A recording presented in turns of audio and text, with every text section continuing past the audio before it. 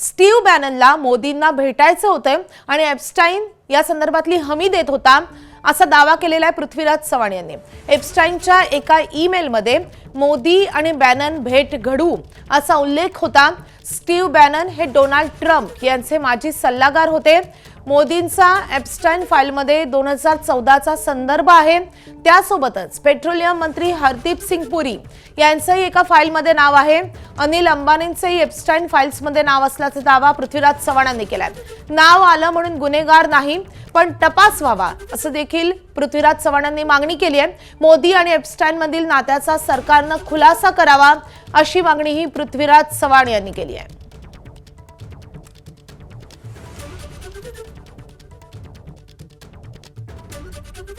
एक अमेरिकेतला एक मोठा अधिकारी जो ट्रम्प यांचा सल्लागार होता, स्टीव्ह बॅनन नावाचा, तो एप्स्टाईनला विनंती करतो की मला भारताच्या पंतप्रधानांना भेटायचंय।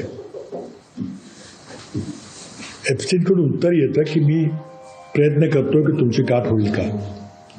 नंतर काही दिवसांनी पुन्हा अशी ईमेल येते की मोदी ऑन बोर्ड, म्हणजे मोदी भेटायला तयार आहेत।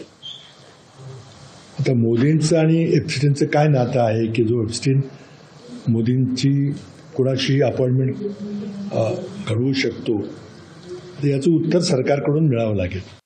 प्रेसिडेंट ट्रम्प यांचे स्वतःचे अनेक फोटोग्राफ्स, व्हिडिओ आहेत, त्यामुळे ते फोटो थोडं मागे ठेवण्याचा किंवा दाबण्याचा प्रयत्न होण्याची शक्यता आहे।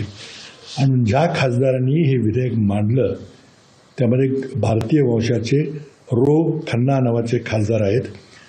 त्यांनी आता जी मुलाखत दिलेली आहे की आम्ही पाहतोय काय काय मिळालेलं आहे ते, त्यामध्ये ईमेल्समध्ये काही उल्लेख भारतीयांचे आहेत। मी आपल्याला सांगितलं होतं की आजी बाजी खासदार आहेत, त्याप्रमाणे पेट्रोलियम मंत्री हरदीप पुरी यांचं नाव एका ईमेलमध्ये आहे। माजी खासदार आणि मोठे उद्योगपती अनिल अंबानी यांचंही नाव आहे।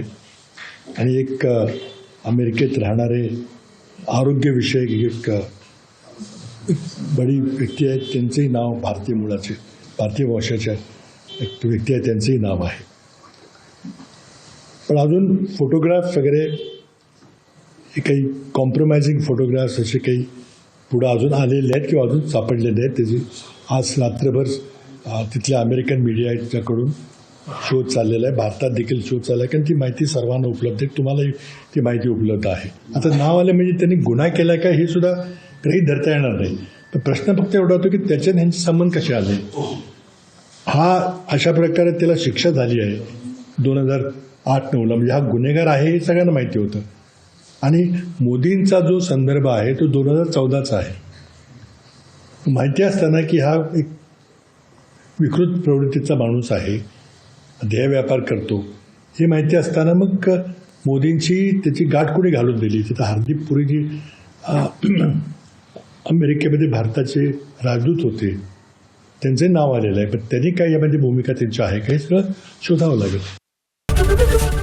एबीपी माझा, उघडा डोळे बघा नीट।